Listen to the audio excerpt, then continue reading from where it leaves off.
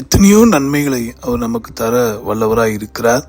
ஆனாலும் கூட நாம் பல நன்மை பெற்றிருக்கிறோம். ஆனால் நன்றி செலுத்த ஸ்தோத்தரிக்க மறந்திருக்கிறோம். காரணம் என்ன? இதோ பக்தன் தன்னுடைய அனுபவத்தை சொல்லுகிறார். அவருடைய ஆசீர்வாதத்தை பெற இதோ வழி. சங்கீதம் 119:34. எனக்கு உணர்வை தாரும், அப்பொழுது நான் உமது வேதத்தை பற்றி கொண்டு என் முழு இருதயத்தோடும் அதை கை கொள்ளுவேன். பக்தன் வேண்டிக் கொள்வதெல்லாம், ஆண்டவரே எனக்கு உணர்வை தாரும். இது கேட்கிற அன்பர்களே, நம்முடைய இருதயத்தில் அந்த உணர்வு இருக்கும்போது எந்த சூழ்நிலையும், அது இரவானாலும் சரி, மழையானாலும் சரி, வெயிலானாலும் சரி, அவரை நாம் பின்பற்றுவதிலும் அவரை ஸ்தோத்தரிப்பதிலும் அவர் நமக்கு தந்த வாக்கு தத்தங்களை சுகந்தித்து கொள்ள ஒரு நாளும் நாம் தயக்கம் காட்ட மாட்டோம். ஆக இந்த அற்புதமான நேரத்திலும் கூட ஆண்டவரிடத்தில் நம்முடைய இதயத்தை நேராக்குவோமா?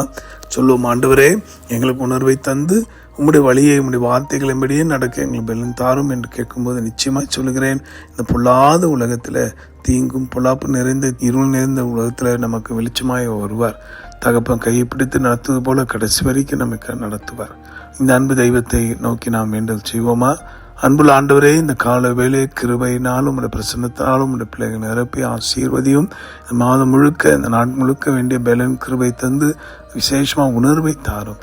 எந்த சூழ்நிலையும் நன்றி மறந்துவிடாதபடி உண்மை ஸ்தோத்தரிக்க எல்லாவற்றிலும் கனமண்ண உதவி செய்யும். அப்பா, புகழ்த்ததை உமாக்கி ஜீவாதிபதி பேசும் தெய்வம் இயேசு மூலமாக வேண்டி மன்றாடுகிறோம்.